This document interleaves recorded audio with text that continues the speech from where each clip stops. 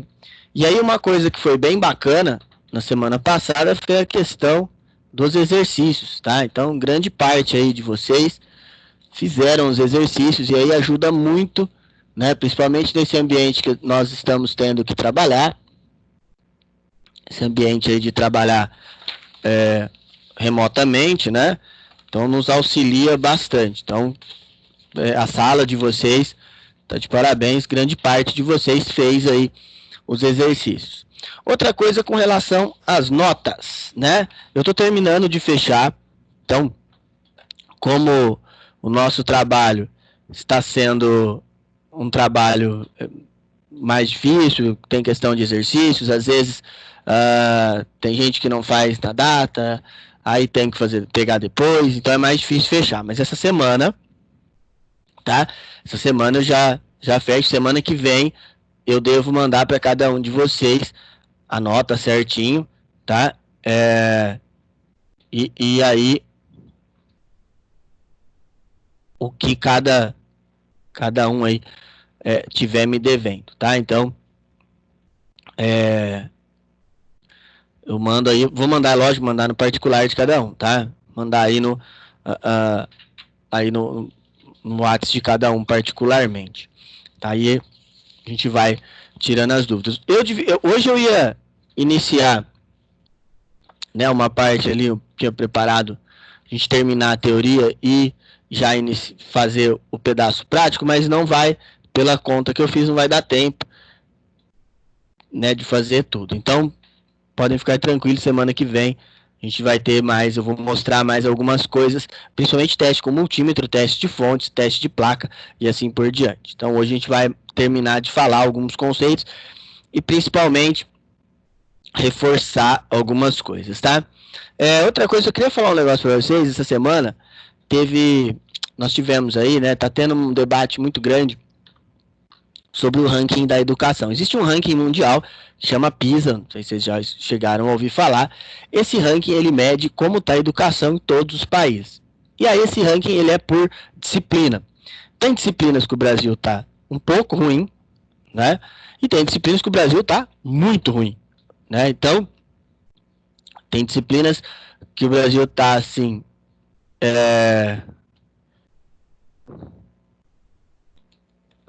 Tem disciplina que o Brasil está, por exemplo, ali em 70º lugar, no lugar 60, né? 58, acho que aquele está melhor.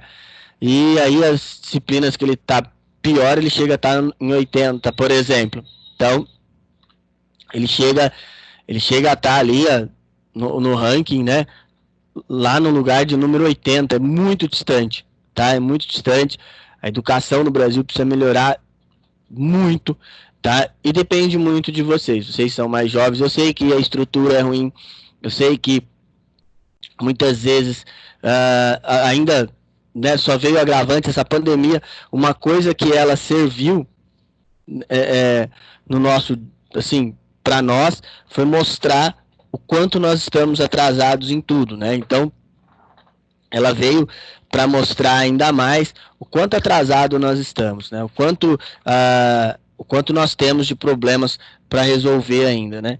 Mas eu acho também tem o lado bom, né? Não o lado de estar atrasado, lógico, mas o lado de que espero que a população acorde, né? Espero que a população acorde, principalmente para notar essas diferenças, esse abismo que tem aqui dentro do Brasil, né? Entre o ensino, principalmente o ensino privado e o ensino público, né? E o tanto que nós estamos tendo que mudar. Outra coisa, pessoal, não pensem que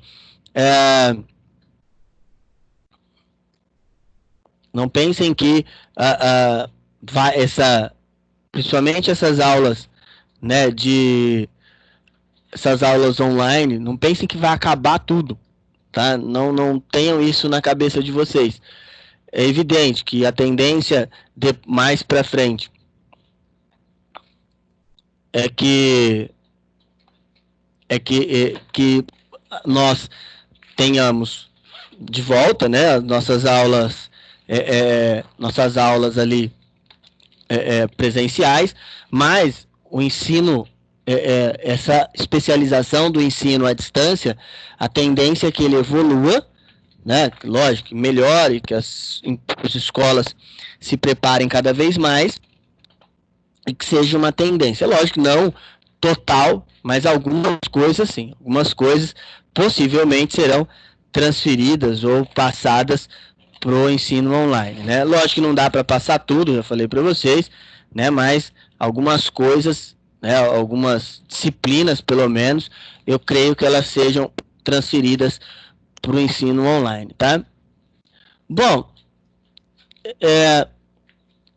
então, outra coisa que eu queria mostrar para vocês também, queria mostrar um site aqui, deixa eu só achar ele, aqui. Esse site aqui, ele é bem interessante, tá? Ele é um site de cursos americano, né? E aí, qual que é o legal dele? Ele tem esse curso aí que eu estou fazendo agora, é da Linux Foundation, tá? É um curso de Linux, ele não usa uma distribuição específica, tá? Ele não está ensinando a trabalhar com uma distribuição específica, é sobre o Linux inteiro. Então, às vezes ele mostra a tela do Ubuntu, por exemplo, às vezes ele mostra ali a tela, já mostrou ali, eu vi a do Ubuntu, do SUSE e do Fedora já. Então, ele mostra as mais variadas interfaces, tá? Mas aí, o que eu queria falar para vocês? Tem muita coisa bacana. Tem um princípio ali que vai bem da parte básica do Linux, né? Ele mostra algumas coisas bem básicas, mas no decorrer das aulas, assim, ele vai mostrando coisas bem bacanas. Qual que é o problema? O problema inicial é que esse curso está em inglês, tá? Então, esse curso ele está em inglês, e aí para quem não tem tanta familiaridade assim, né, com a língua é mais difícil, tá?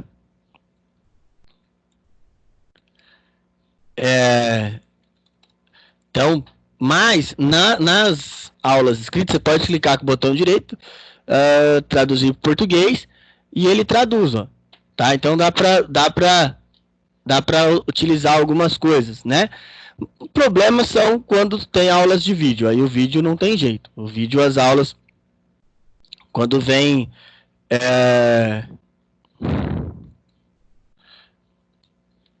quando as aulas são em vídeo, os vídeos são em inglês, e aí o máximo que você pode fazer é colocar ali uma legenda, mas essa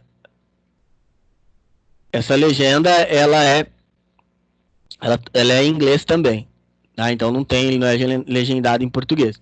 Mas é bem interessante, por quê? Por ser uma da própria Linux Foundation, né? Então ele é bem legal, tá?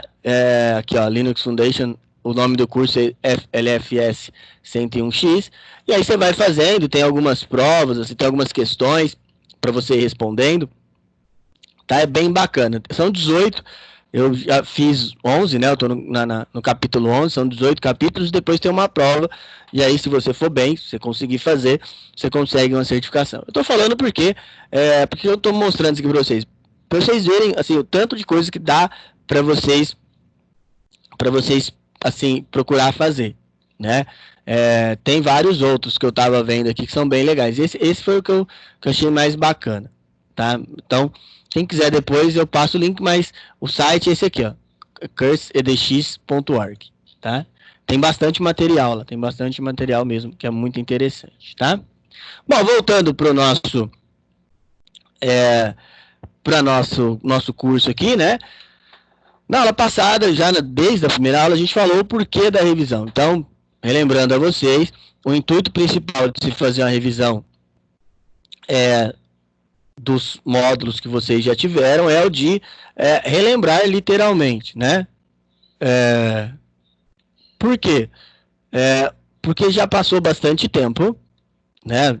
Faz bastante tempo que a gente está junto aí, faz bastante tempo que nós estamos nesse ritmo de trabalho, né? E aí, o que acontece, né? Essa passagem de tempo, nós vamos esquecendo as coisas. Ainda mais quando você não tem tanto acesso assim, ou quando você não trabalha com isso na prática. Então, o intuito, isso aí, relembrando a vocês também, eu também passo, quando nós estamos tendo as nossas aulas lá fisicamente, né? Então, quando eu estou lá no dia a dia, então, geralmente quando eu chego no livro 8, eu passo essa revisão que é para nós podermos, né, trabalhar de maneira melhor, poder relembrar, vocês poderem tirar dúvidas. Outra coisa que eu queria falar para vocês também é sobre a questão das dúvidas. Se você, assim, para eu saber que está indo tudo legal, eu preciso que vocês tirem as dúvidas, tá? Eu preciso que vocês cheguem para mim e falem, ó, uma dúvida aqui, tal, por favor, né? Me tira a dúvida aí, tá?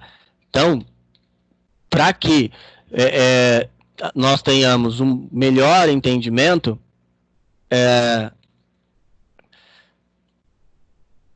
vocês precisam chegar para mim e falar, professor, eu não entendi muito bem essa aula de hoje, eu não entendi muito bem determinado tema, e nós vamos ter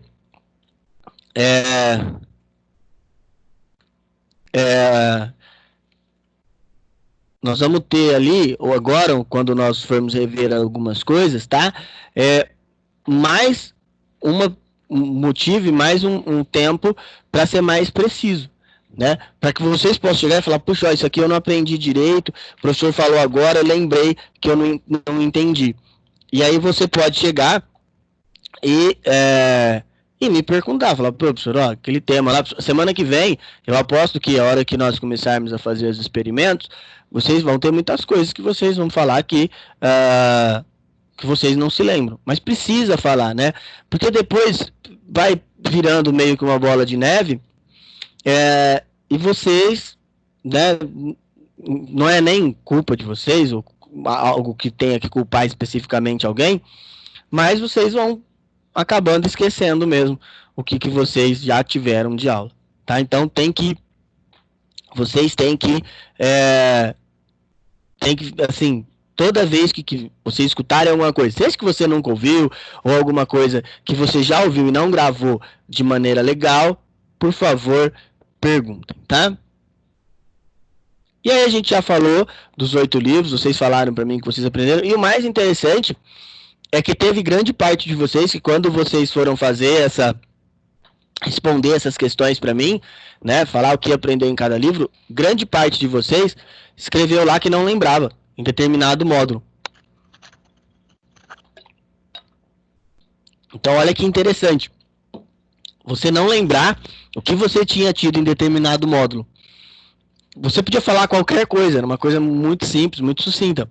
E mesmo assim, alguns falaram que não lembrava, simplesmente, tá? Mas acontece, né? Nenhum tipo de crítico, nenhum tipo de observação, nenhum tipo de julgamento. Acontece, principalmente quando você fica muito tempo sem ver algo, ou se é algo que você não está ali ambientado a fazer, tá? Então, por isso que eu sempre falo para que vocês, assim, procurem estar sempre mesmo perguntando, tá bom? Bom, e aí o livro 2, eu falei, o que eu falei para vocês na aula passada, ele é um livro muito teórico, né? A gente é um livro que nós temos acesso no primeiro mês, que nós estamos aí no curso. É um livro que a teoria é muito grande, é um livro que grande parte de vocês estão começando ainda a trabalhar com isso, né? Começando a ter um conhecimento do que ele é, do que é o curso, do que vocês vão aprender, tá? E aí vem esse livro, ele é meio pesadão mesmo, tá? Então, o que a gente tem que buscar dentro desse livro, né? Dentro desse livro, buscar retirar as partes mais importantes. Tem algumas coisas, igual a gente falou a aula passada, mas curiosidades. Hoje eu vou repetir algumas coisas aqui, que são coisas que são realmente importantes, né?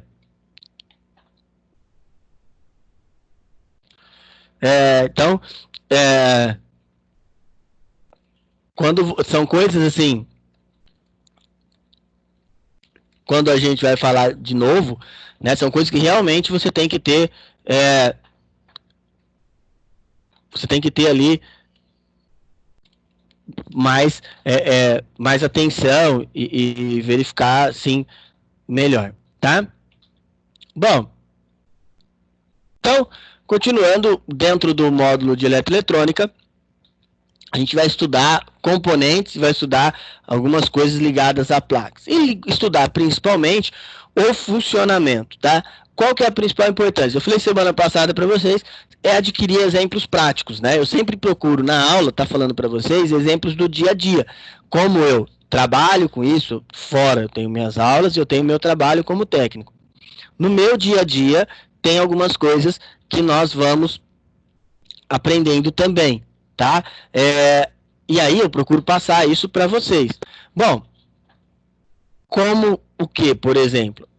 Por exemplo, eu falei para vocês, tá, esse mês, deve estar com uns 15 dias, eu peguei uma máquina, eu fui na empresa, a empresa falou que a máquina havia sido formatada fazia pouco tempo, e não era a primeira vez, e continuava com o mesmo sintoma. Eu trouxe a máquina e eu verifiquei que o problema era na fonte.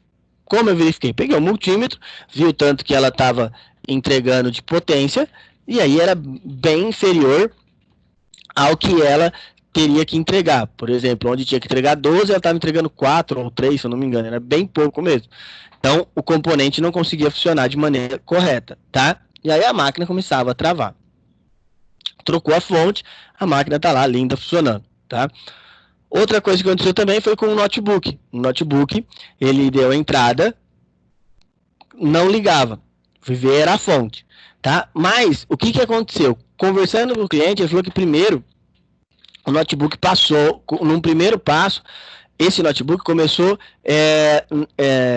não carregando a bateria. Então, ele não ficou atento aos primeiros casos, tá? Então, aos primeiros sintomas, perdão. Então, o primeiro sintoma foi não carregar a bateria. Começou não carregando a bateria, foi evoluindo, né? Depois que ele não carregou a bateria, ele foi, ele começou a desligar. Então ele ligava, ficava ligado um tempo e desligava, até que chegar uma hora que não desligou mais. Essa pessoa, ela deu sorte ainda. Por quê? O que acontece? Quando você não dá a energia necessária para um notebook, no começo ele vai ficar desligando, né? Igual foi o que aconteceu, ele ficou desligando, né? E depois ele passa a não carregar e aí o que vai acontecer? Se você ficar forçando muito, a sorte dele foi que chegou uma hora e não ligou mais. Mas se você ficar forçando muito, o que vai acontecer? O que vai acontecer é que a placa-mãe, ela tem um monte de componente que precisa de determinada energia, tá? Determinada quantidade de energia. E aí, se você não dá essa quantidade de energia, ela vai buscar isso em outro lugar. É onde começa a danificar capacitor, é onde começa a danificar muitos componentes, tá? Então, é isso que acontece.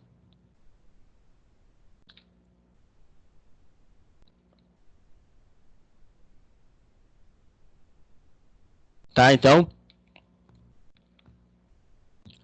assim, isso que vocês têm que observar também. As outras, aí assim, já aconteceu comigo também de pegar e ser já tarde. Por exemplo, às vezes as pessoas compram aquelas fontes que são universais.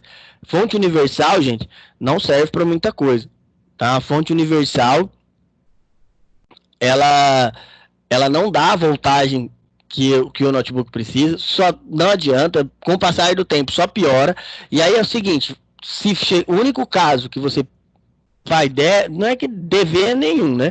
Mas o caso que não tem jeito, por exemplo, eu comprei um notebook e aí ou quebrou a fonte, não tem de reposição. Às vezes aquele conector não fabrica mais, às vezes aquele fabricante saiu de linha e não tem peça de reposição. Pode acontecer. Se isso acontecer, aí não tem jeito, aí você usa uma universal, mas já sabendo que o que vai acontecer vai ser você ficar, né, com ele né, podendo fazer com que ele deixe de funcionar, tá? Então, você tem que ter noção disso aí também, tá? Você tem que ter essa noção. O uso de uma fonte universal pode prejudicar muito o seu desempenho e pode principalmente danificar o seu dispositivo. Então, só usem se for extremamente necessário. For extremamente necessário, você usa, tá? Caso contrário, não vai fazer isso, tá? Você vai danificar a sua máquina aí, vamos colocar aí, a grosso modo, de graça, entre aspas, tá? Bom, e aí na aula passada, eu falei para vocês de alguns componentes eletrônicos. Eu vou passar bem rápido para a gente relembrar aí para vocês. E aí, alguns que nós vamos utilizar ainda bastante, né? E uns que nem tanto, tá? Bom, então nós falamos do resistor. E aí, o que vocês têm que entender sobre resistor? Resistor, ele é um filtro, tá? Então ele vai funcionar como um filtro de energia. E aí ele é muito importante, por quê? Porque é o seguinte, o resistor, o que vai acontecer? Ele vai limitar a corrente elétrica que vai chegar lá no final do seu dispositivo. Nas primeiras aulas do Arduino, quando a gente chegar lá no livro 11, as primeiras aulas, ele vai mostrar muito isso. Quando você vai acender um LED, você vai acender um diodo, se você não põe um resistor, você corre o risco de queimar ele. E vocês vão notar, tocando nele, que o resistor, ele aumenta, ele fica muito quente. Tá? Ele é um objeto, ele é um tipo de dispositivo que esquenta muito. Tá? Então, a gente... Quanto mais ele estiver esquentando, você tem que olhar a faixa de valores. Então, ele tem uma faixa de valor, e aí que é em ohms, né? Hoje, a gente não precisa mais fazer isso na mão, né? Que a tecnologia já nos ajuda. Existe um software, vou pôr ele aqui, quer ver? Deixa eu abrir a internet aqui. Tem um software que roda no Android, que ele calcula o resistor que a gente precisa. Resistor Codes Calculator. Aqui, ó. É esse aqui, ó. Tá? Então, esse aqui, ó, ele é muito legal. Então, por exemplo, eu já usei ele na aula com os meninos. Tá? Você vai colocando a corzinha, ele vai mostrar. Você vai, por exemplo, você tem lá, quando nós pegarmos um resistor na mão, vocês vão notar que a gente não sabe o tamanho dele, né? Quantos ohms ele suporta. Né? Então você vai, com o dedo mesmo, você vai clicando e arrastando, ele vai colocando as faixas. Tá? E aí você vê que o que você vai precisar ou não, o que vai suprir as suas necessidades. Isso facilita muito a vida da gente, né? Porque antigamente tinha que calcular literalmente na mão.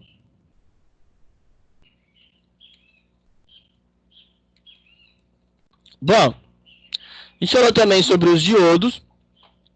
E aí o diodo, geralmente nós usamos ele como emissor de luz, né? Mas ele vai fazer a corrente elétrica passar só para um lado. Então, quando você, vamos supor, você quer que a corrente ela não fique transitando, você coloca um diodo, a corrente vai passar e ela não volta mais. Tá? Então, é como se você fizesse com que a corrente tivesse um fluxo só, um caminho só, tá? Então, isso que é a função do diodo. E nós temos alguns que fazem a função de emissor de luz. O que nós vamos usar lá nas primeiras aulas são emissores de luz. Só vão emitir luz para nós, tá? Os transistores. O transistor é uma das coisas assim, quando vocês ouvirem o termo transistor na vida de vocês, hoje você vai fazer uma análise, né? Às vezes você para pensar e principalmente ver o uso, nós não levamos em consideração a importância que ele tem, né?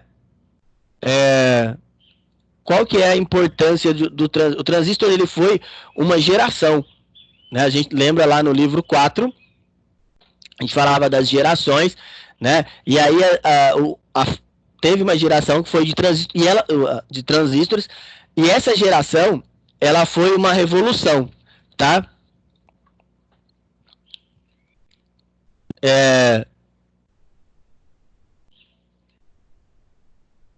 Então, assim, essa evolução, por quê? Porque o transistor, ele fez com que o computador, que era um gigante, ele diminuísse de tamanho, tá? Então, se existe o conceito de microcomputador, igual nós conhecemos hoje, se existe esse conceito, a culpa, vamos pôr entre aspas, é do transistor, tá? Foi o transistor que fez com que esses dispositivos que eram gigantes ficassem menores, tá? Então,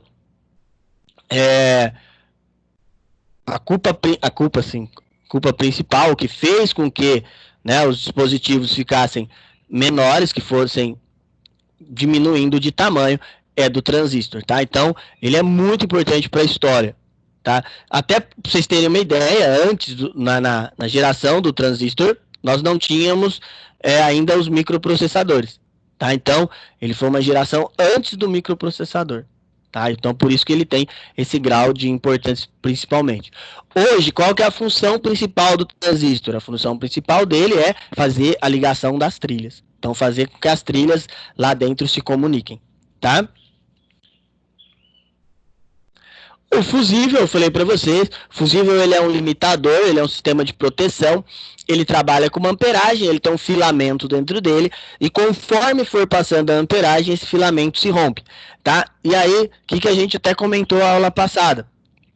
O fusível, ele era utilizado quando a gente tinha aí,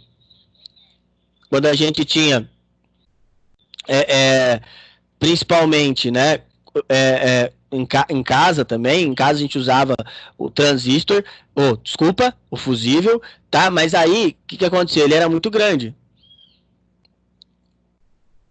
tá? Então, a gente usava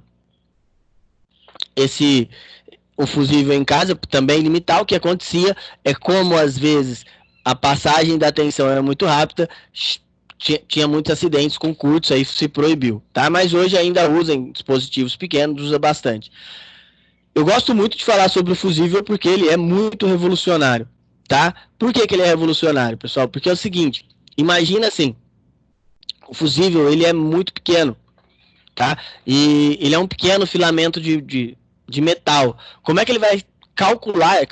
Foi calculado assim na unha, para saber o tanto que ele teria que esquentar para romper o filamento, para parar de passar energia, tá? Lembrando que o fusível ele é só uma interligação. Então, o que isso quer dizer? Quer dizer que vamos supor, se você colocar qualquer liga de metal onde está o fusível, ele vai continuar funcionando, tá? No fusível ele só é um requisito de segurança, tá? Que hoje vai em estabilizador, régua, essas coisas assim, tá? E aí, só a título de curiosidade, a gente falou aula passada, o fusível hoje ele é substituído por um disjuntor obrigatoriamente. Então, obrigatoriamente nas casas é obrigado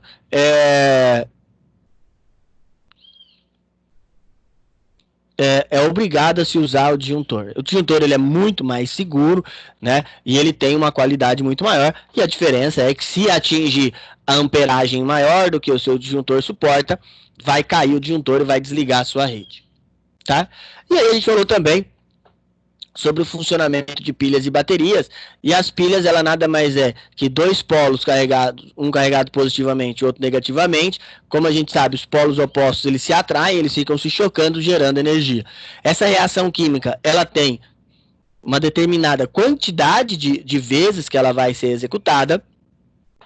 Sendo assim, é por isso que as pilhas e as baterias, ela tem ali um certo, vamos pôr entre aspas, um certo limite de tempo que você vai conseguir trabalhar com ela, tá?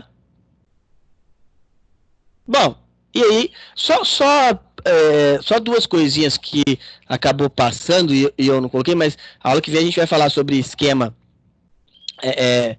de circuito. Tem outros dois que são muito importantes e a gente usa muito. Um é o capacitor, O capacitor, ele tem duas funções especificamente. Um é para trabalhar como um filtro, né? Um filtro de energia, e o outro, um capacitor, ele tem a função de uma bateria, tá? O capacitor ele é muito legal, você pode carregar ele. Antigamente, na aula, eu explodia capacitor, tá? Mas aí um dia deu ruim lá, quase quebrei o vidro e eu parei. Como é que você explode o capacitor? É simples, você vai carregar ele, deixar ele carregar ininterruptamente, e se você pôr ele a uma fonte de energia que não há um filtro, a hora que ele tiver carregado ele vai continuar recebendo energia até que ele incha e estoura, tá? Mas o capacitor ele é muito importante, principalmente para regular aquela energia, deixar a energia chegar no componente de uma maneira mais limpa. Vocês podem notar que numa placa-mãe, onde tem mais capacitores, é próximo ao processador, tá? E outra coisa que faltou falar também foi sobre o potenciômetro, né? O potenciômetro, a gente usa muito ele. E aí, onde que nós vamos usar o potenciômetro dentro do Arduino? Em duas questões específicas. Uma é quando nós vamos ter que criar alguma coisa para que haja a regulagem, né? Então, por exemplo, eu vou fazer algo e eu tenho que regular a intensidade. Por exemplo, lá você quer pôr uma lâmpada e fazer que conforme você vai girando o potenciômetro, ela receba mais energia, mais potência, e com mais potência ela vai ter uma luminosidade maior, ou ela receba menos potência, e com esse decréscimo de potência, a luminosidade vai ser menor. Então, o potenciômetro você pode fazer isso.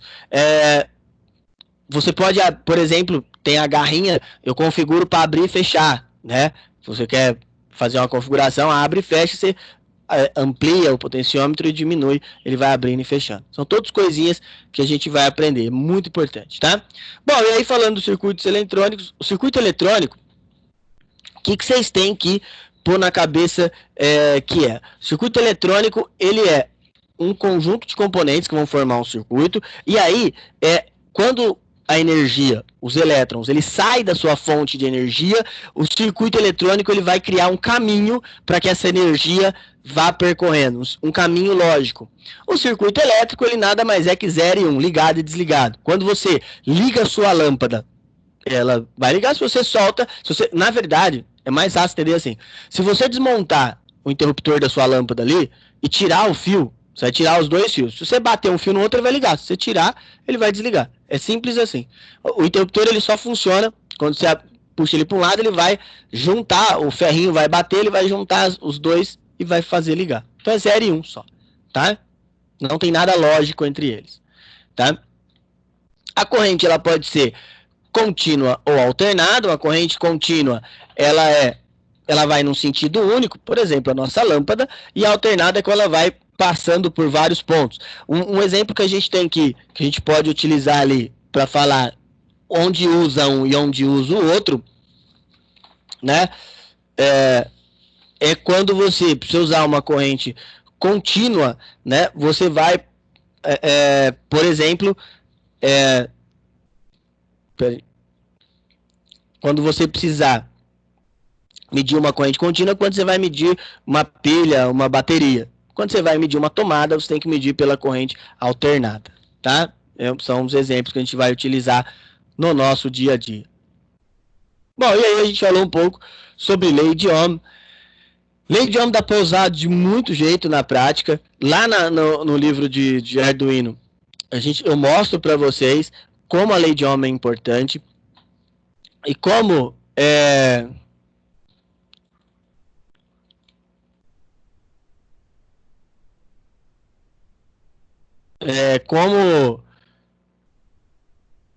como a gente, né, a gente vai utilizar isso na prática, né? Como é que eu faço para na prática trabalhar com isso, né? Como é que eu faço para que essa lei ainda hoje eu possa usar? Porque qual é o erro nosso, né? O erro nosso é às vezes a gente pensar que só porque alguma coisa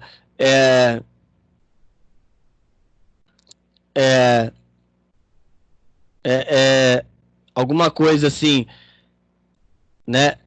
Alguma coisa tem uma literatura antiga, a gente não usa hoje na prática, tá? Então, Isso, aí às vezes nós temos o engano de imaginar que isso não se usa mais. Por exemplo, você pega a lei de Ohm, que tem mais de 100 anos, você vai falar, pô, isso aí não existe mais, né? Não se usa mais, mas usa sim, tá, gente? Aliás, mais de 200 anos, né? Usa-se ainda hoje, tá? Lá eu mostro para vocês como nós podemos usar ainda hoje. Assim, é bem interessante que, utilizando as variantes dela, a gente consegue fazer muita coisa ainda, tá? É lógico que, às vezes, falar de cálculo, né? Vocês ficam com os dois pés atrás, né? Mas são cálculos, a lei de Ohm são cálculos muito simples, né? Já a gente vai falar das variantes, são cálculos bem simples de se mostrar. Bom, e aí, como é que os circuitos podem trabalhar?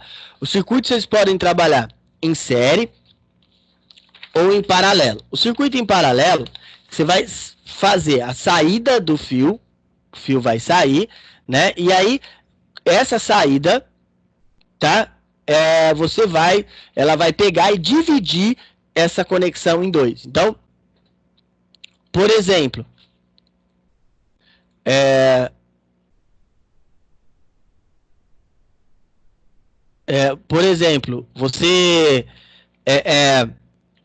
você pega uma lâmpada, é um teste muito simples de fazer também. Você pega um fio, divide esse fio em duas partes, né? Liga uma lâmpada em cada lado e aí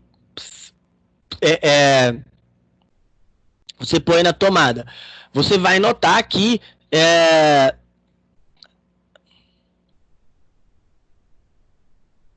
então você vai notar que a lâmpada ela vai ter uma luminosidade menor, tá? Por quê? Porque o fio está dividido, ele vai dividir. Por exemplo, se você passar uma potência de 100 watts, vai chegar a 50 watts em cada uma das lâmpadas. E os circuitos em série, não. Ele vai passar, vai jogar 100 watts na primeira, depois vai passar a jogar 100 watts na segunda, tá? Então, é assim que ele trabalha. Então, é dessa maneira, tá? Bom, e tem os mistos, que eles vão tentar fazer os dois trabalhos, tá? E aí é mais difícil, tá? O circuito misto. Por quê? Porque quando você configura um para passar em série, essa energia vai passando. Depois, por exemplo, vamos imaginar o circuito elétrico, né? Ele é só ligado e desligado.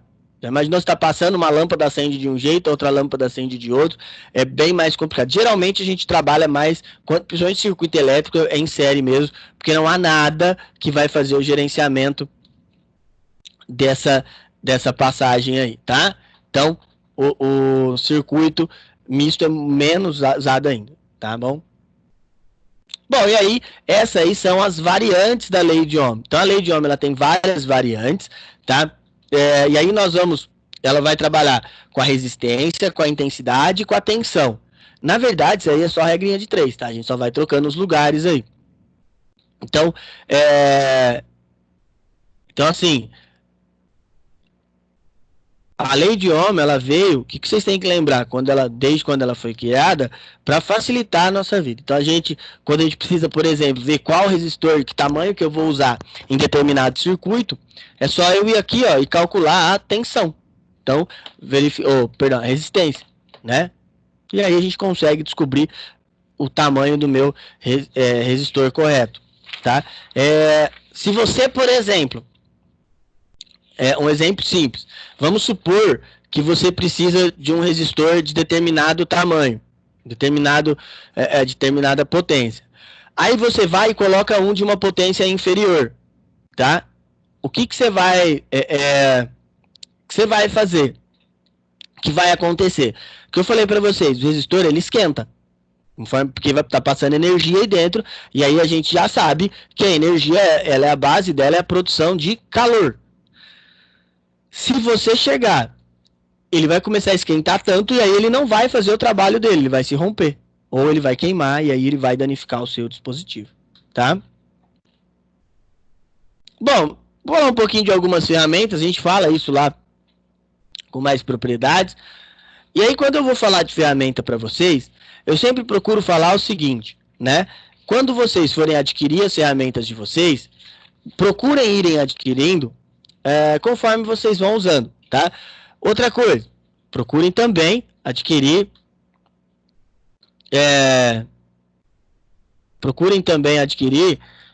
ferramentas de qualidade, porque vai durar por mais tempo.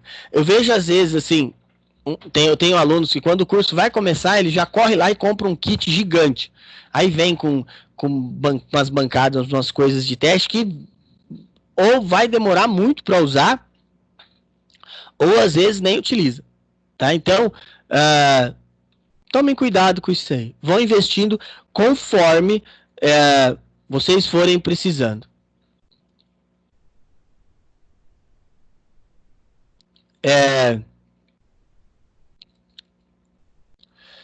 Então, conforme vocês vão precisando, vocês vão adquirindo isso aí. Outra coisa, pessoal, vocês já estão numa fase que vocês já deviam ter começado a pegar as coisas para tentar consertar. Tá? Por quê? É lógico, a gente vai aprendendo na sala, mas vocês precisam pôr isso em prática. Tá, gente? É a prática que vai no dia a dia, os problemas do dia a dia que vão ajudar, auxiliar vocês no trabalho aí, no que vocês precisam aprender. Tá? O aprendizado é o dia a dia. Tá? Aí, o que eu posso fazer? Vamos supor, você teve algum problema e você não conseguiu resolver, o que é normal, vocês estão aprendendo ainda, aí vocês vêm e perguntam. Eu sei que agora é mais difícil, né?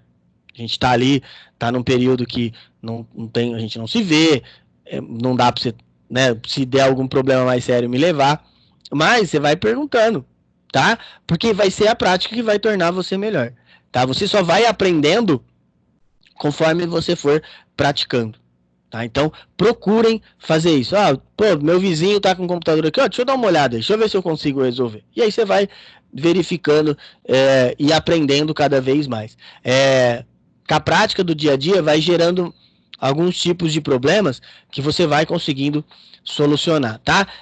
Outra coisa, dentro, principalmente manutenção, às vezes você pega 2 computadores e o sintoma é o mesmo, mas o problema é diferente.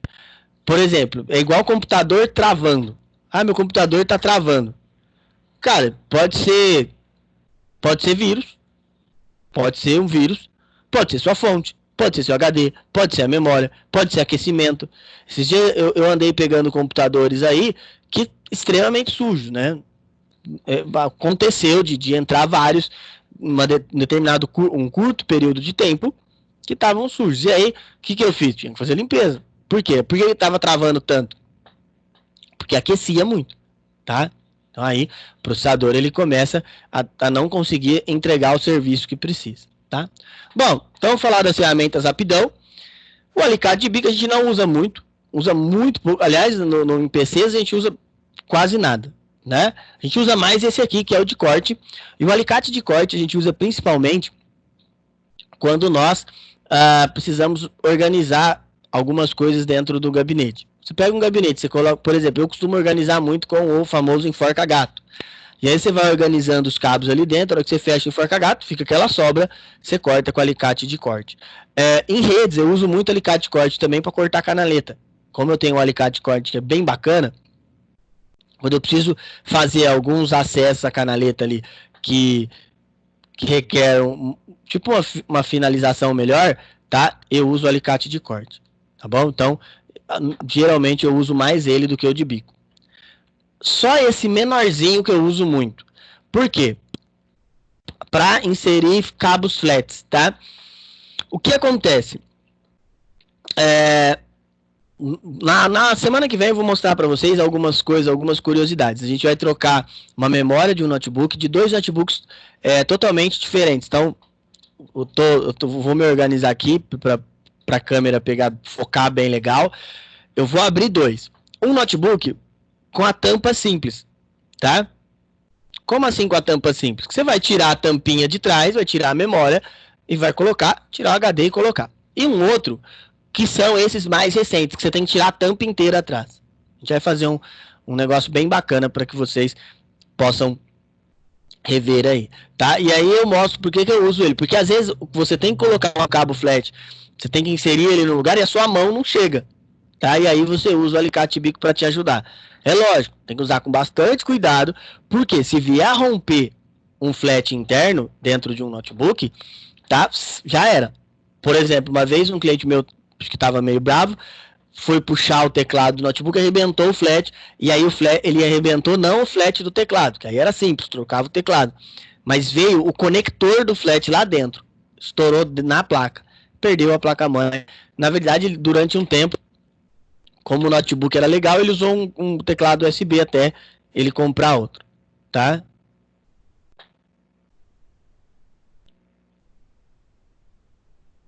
Então, é utilizado principalmente para quando a gente precisa pôr algumas coisas ali dentro de notebooks, tá? Bom, descascador de fios, esse é usado mais na parte elétrica, porque dá para usar em redes também.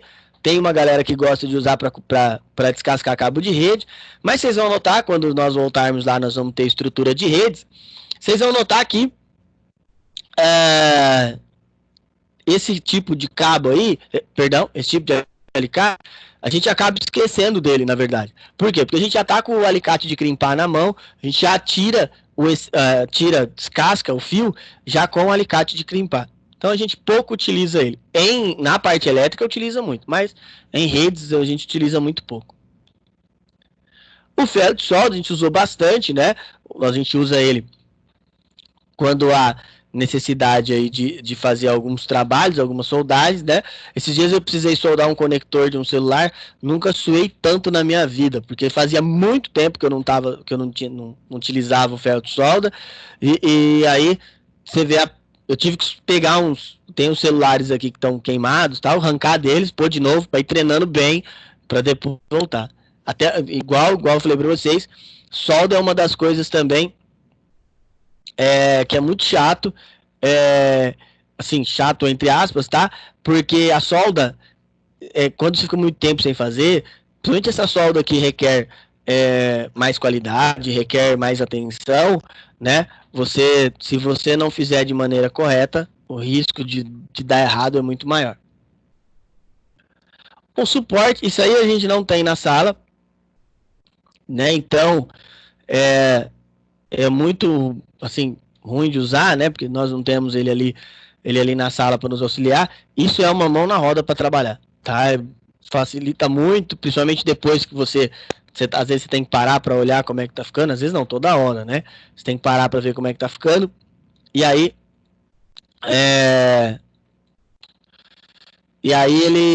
ele nos auxilia muito, né? E aí você não precisa deixar ele solto em algum lugar, né? Correndo risco até de você, às vezes você deixa ele solto, pode até acontecer um acidente, né? Então ele é muito bom para auxiliar. O estanho, que é o que vai fazer a liga de solda, né? Que vai ajudar lá, ele que vai virar a solda depois. E o sugador. Por que o sugador é importante? Quando a gente vai soldar alguma coisa, né? Precisa soldar algo, tá? Geralmente fica um excesso. E aquele excesso a gente tira com o sugador. Se você não tira, principalmente quando você vai fazer uma solda igual num conector de um celular, por exemplo, o que vai acontecer, né, com essa solda? Esse excesso ele pode pegar e juntar duas trilhas e aí entra em curto num caso mais simples, né? Vamos supor, pegar um caso simples aí, só for curto, dos males o menor, só entrou em curto, tá? Agora, se chegar a acontecer de você fazer uma ligação entre duas trilhas, você pode até queimar o seu dispositivo. Porque quando acontece um curto ou algo que não deixa passar a energia, ele só não vai ligar. Você tira a solda, depois solda de novo, ele volta a funcionar. Agora, se você ligar dois pontos, pode passar a energia chegar ali, né, e queimar o seu dispositivo. Então, por isso tem que se tomar muito cuidado com a solda. Bom, as chaves de precisão usamos para abertura de alguns, principalmente mais notebooks, essa aí, né? A gente usa bastante. Alguns modelinhos, hoje de celular é mais difícil, né? Hoje tem ferramentas específicas para isso. os kits, né, que pode adquirir qualquer um. Esse é excelente, esse aí. Esse aqui é muito bacaninha. Eu tirei foto dele. Eu comprei, e aí eu peguei a promoção, acho que eu paguei, eu não lembro, eu acho que eu paguei R$3 em cada um, né, cada kit. Eu comprei um monte.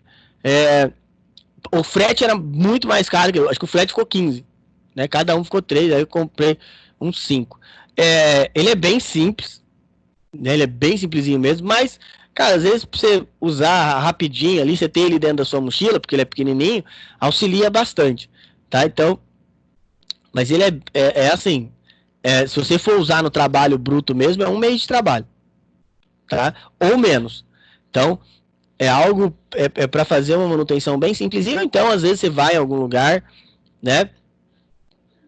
E aí você precisa utilizar para dar manutenção, e você utiliza esse aqui. Mas não dá para usar no dia a dia, não, tá?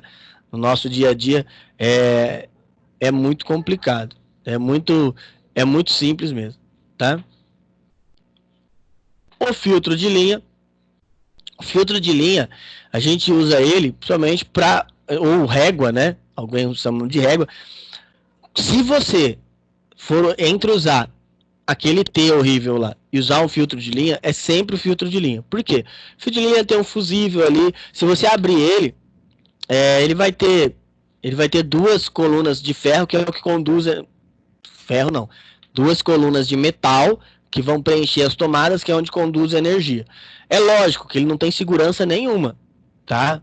Não é porque às vezes as pessoas dizem, ele tem um fusível aqui, ele é quase um estabilizador. Não. Até porque o estabilizador também não funciona para nada. Mas esse aqui, ele não vai te auxiliar em nada, ele não vai fazer nada na sua rede. Só vai dividir a sua tomada em vários pontos, e é evidente, ele tem muito mais segurança que o T, aquele T que certeza que foi um brasileiro que inventou, não pode utilizar de maneira alguma, tá? Porque aquilo lá, tem lugares que eu vou que tem uns 5 daquele ligado junto, assim. Então, não usa.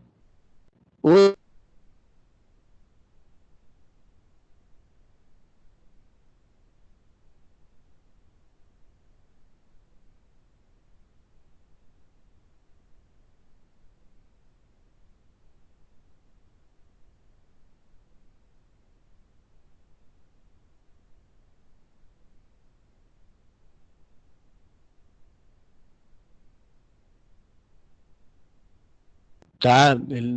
Os outros países do mundo não usam, ou quem tentou usar já deixou de usar há bastante tempo.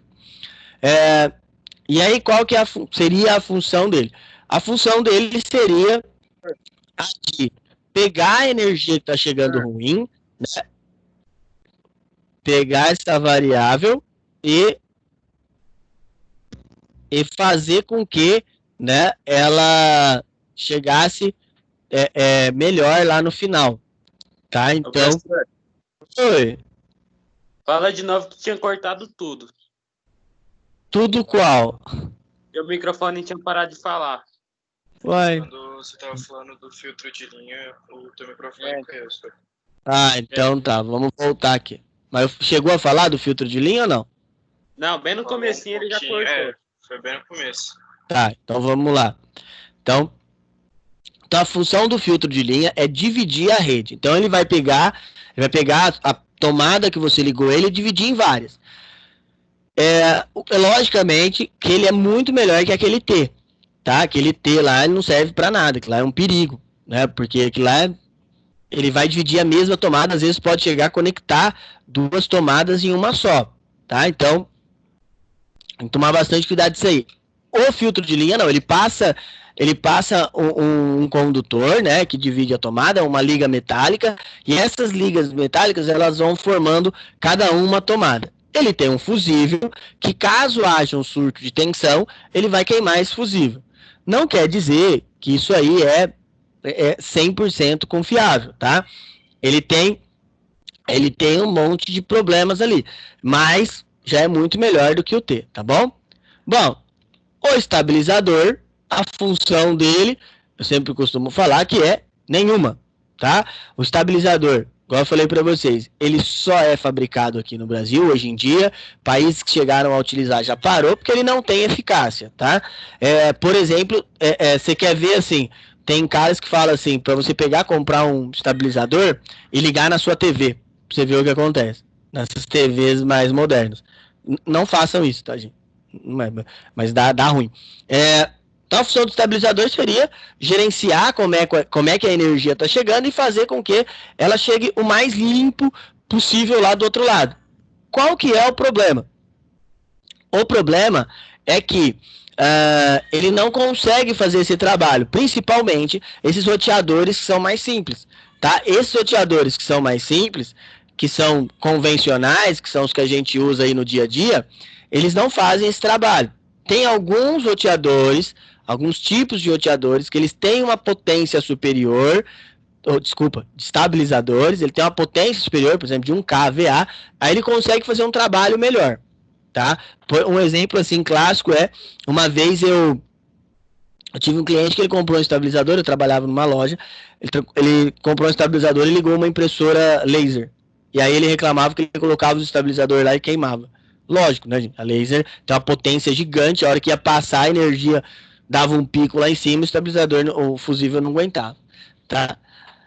E aí vem o cara que funciona realmente. Numa rede, o que funciona realmente é o no-break, tá? O no-break, a função dele ele tem uma bateria dentro dele, e essa bateria, a função caso cabe a energia, ou caso caia a energia, ele continue ligado. Então, caso aconteça ali, você tem uma variante, do nada cai, você tem um tempo para desligar. Eu liguei já numa empresa, ele tem vários tamanhos também, várias potências, tem de 300 VA, 400, 500, 700, 1000, tá? Que é 1K. Ele também tem algumas configurações, o melhor de todos é um que chama senoidal. Ele tem uma versão que chama senoidal, e aí, esse é o melhor de todos, tá?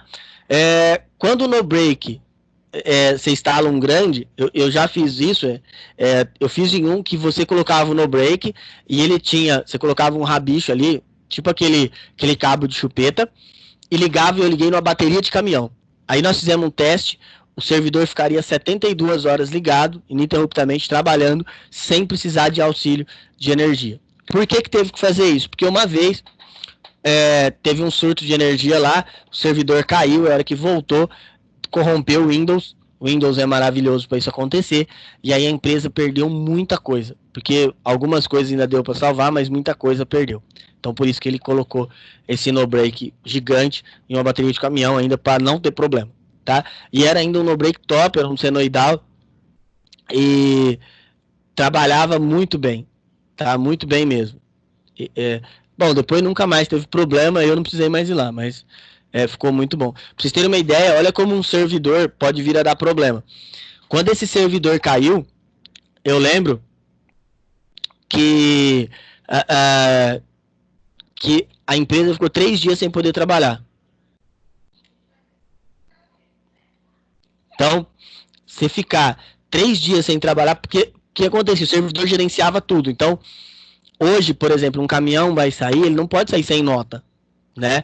Apesar de ter as notas eletrônicas, mas ele não pode. E aí não podia carregar, não podia descarregar. Aliás, não tinha como nem receber os pedidos, as coisas, processar os pedidos por causa disso. O cara quase ficou louco do prejuízo, né? Então, foi por isso. Por isso que é bom manjar de servidores, gente. Servidor é uma coisa linda. Tá? Bom, e aí as redes domésticas. Rede doméstica. Hoje, qual que é o problema que nós temos, principalmente nas redes domésticas? A estrutura das nossas redes domésticas, elas são muito antigas, tá? Aí o que acontece? O fio, ele tem meio que um prazo de validade, tá, gente? E as pessoas em casa, elas não têm muito essa concepção de estar trocando o fio. Por quê? Porque é caro, né? Então, por ele ser caro, as pessoas optam por deixar o mesmo, tá? E também o trabalho que dá, né? Você tem que tirar tudo dos canduítes, passar de novo, é bem trabalhoso. Só que qual que é o problema? Com o passar do tempo, esses fios vão desgastando, e aí eles vão tendo uma resistência menor, e ele vai gastando mais energia, e também o risco de ter um curto e vir até a pegar fogo, tá? Vocês podem ver que quando uma casa pega fogo por curto, por pane elétrica, é uma casa antiga. Dificilmente uma casa nova pega fogo, desde que ela tenha sido feita toda certinha, né? dificilmente vai pegar. Vocês vão notar aí na imagem que tem 3 fios passando, um é o terra, e aí essas casas antigas elas têm outro problema, né? Que também não passa o terra, né? Ninguém antigamente não precisava fazer isso, tá? Outra coisa também, quando você vai comprar um fio, ele tem uma variação de preço muito grande. E as pessoas sempre optam por comprar o mais barato, mesmo lembrando que lá na frente pode te dar problemas. Às vezes você pode fazer. É igual redes. Eu tenho uma rede para fazer semana que vem. Sexta eu vou lá só finalizar o orçamento, onde vai passar certinho. Lá eles trabalham com o nosso IP, o VoIP, e o serviço, a internet precisa ser muito, não pode ter ruído. E aí eu passei um cabo um pouco mais caro. Eles viram na internet um cabo muito mais barato e vieram me indagar por que não podia comprar aquele cabo ou por que eu tava ganhando tanto no cabo. Aí eu fui lá, peguei meu orçamento, falei, não, eu não tô ganhando nada no cabo, meu lucro é o serviço. E aí eu fui e mostrei para eles, né, a diferença entre um e outro, tive que mostrar matérias e assim por diante, tá? Deu muito trabalho mesmo para explicar, né, o porquê da diferença de um do outro. Mas eu também entendo. Você chegar a falar que tem um cabo de R$ 200 e tem um de 800, por que eu vou ter que comprar o de 800? Tem que ver. Aí você tem que explicar que é porque o tráfego dos dados é melhor e em segundo porque vai durar muito mais tempo. Tá? Então, essa rede lá, se ela fizer com tudo que eu pedi, conector AMP, que é um conector melhor, um cabeamento melhor, o resto da vida que ela ficar lá nessa empresa, a rede vai funcionar. Tá? Bom, e hoje, né, hoje tem, o governo ele tem uma agência, tem um selo que chama Procel.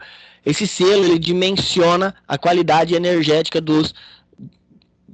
seja de, por exemplo, geladeira, televisão, essas coisas assim. E ela é uma letra, e quanto mais vai descendo a letra, mais tem gasto, né? Hoje, principalmente nos dispositivos mais novos, né? A gente trabalha para ter uma eficiência energética cada vez melhor, tá? Então, quando vocês forem adquirir algo, fiquem de olho nisso aí também. Às vezes você vai adquirir alguma coisa, tá? E aí as pessoas esquecem, né? Ou então acabam não se atentando de observar se ele há um consumo de energia maior ou menor. E por último, falar do choque elétrico. O choque é o seguinte, vocês têm que tomar muito cuidado quando for trabalhar com qualquer tipo de instalação elétrica. Por quê? Porque existem riscos, tá? Eu já vi muitos acidentes que foram gravíssimos. Por exemplo, teve até um rapaz que trabalhou comigo, uma vez ele estava lavando a garagem com o VAP, e aí ele não viu que tinha um fio descascado, e aí o fio bateu no chão e ele estava descalço, ele sofreu uma descarga elétrica gigante. Então, assim, tem que tomar muito cuidado. Eletricidade não é brincadeira. Às vezes tem pessoas, principalmente quem tem criança, né? Prestar atenção se as tomadas estão tampadas, tá? Para que não ocorra acidentes. Acontecem muitos acidentes e aí as sequelas são muito grandes. A gente falou do raio na aula passada. O raio, gente, ele nada mais é de uma corrente elétrica passando no seu corpo. A diferença é que o raio é uma corrente elétrica gigante, tá? Mas ela te mata porque ela vai passando por dentro do seu corpo, queimando você por dentro, literalmente, tá? E o choque, quando ele entra no seu corpo, ele vai danificar o seu corpo, por quê? Porque ele precisa sair. Ele entrou ali, ele tá dentro do seu corpo, e aí ele precisa sair para algum lugar, tá? Então, por isso que a gente tem que tomar, vocês, principalmente, assim, quem vai iniciar nessa área, vai trabalhar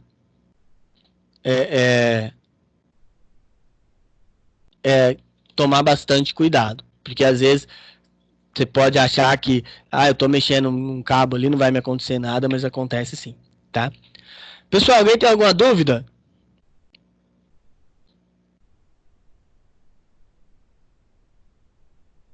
Tranquilo?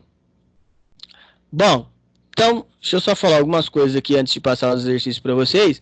Então, ó, na aula que vem, o que nós vamos fazer? Na aula que vem, a gente vai terminar, era para terminar em 2 partes, mas eu vou acabar tendo que passar essa terceira. A gente eu vou mostrar o multímetro para vocês, tá? A gente vai rever o multímetro. Eu só estou vendo os conceitos aqui, como é que eu vou ajustar a câmera para poder focar melhor, para vocês poderem enxergar de uma maneira melhor. Então a gente vai mostrar os componentes na prática, como que mede cada um, qual a função de cada um pessoalmente, alguns desenhos, como é que o desenho especificamente para formar, tá? E aí, conforme eu falei para vocês, eu vou abrir aqui 2 notebooks especificamente, não é abrir ele inteiro, mas eu vou mostrar 2 notebooks para vocês. Um deles a gente vai, ele é mais simples, então eu vou mostrar onde fica a memória e o HD. São modelos que tem um esquema mais antigo, hoje mudou um pouco, é mais raro você ver isso aí, tá? Você vê que é só tirar uma tampinha, vai estar lá a memória RAM, só tirar uma tampinha, vai estar lá o HD. E o outro, um modelo mais novo, você tem que desmontar ele, a tampa traseira inteira, para poder tirar, por exemplo, trocar uma memória, tá? E aí mostrar algumas coisas da placa e explicar para vocês, tá bom? A gente vai medir fonte, medir uma fonte de notebook, medir fonte normal, tá bom? Tudo isso, falar sobre fontes também, que a gente não falou, né? E aí a gente finaliza essa revisão do livro 2. Beleza, pessoal? Bom, então, temos aí 50 minutinhos, né? E aí hoje os exercícios têm uma pegadinha, né? Quem descobrir, fala para mim. Mas fala lá no WhatsApp, tá? Aí nessa pesquisa tem uma pegadinha em vocês. Quem descobrir, chama eu lá no particular e fala para mim, por favor. Podem começar, pessoal.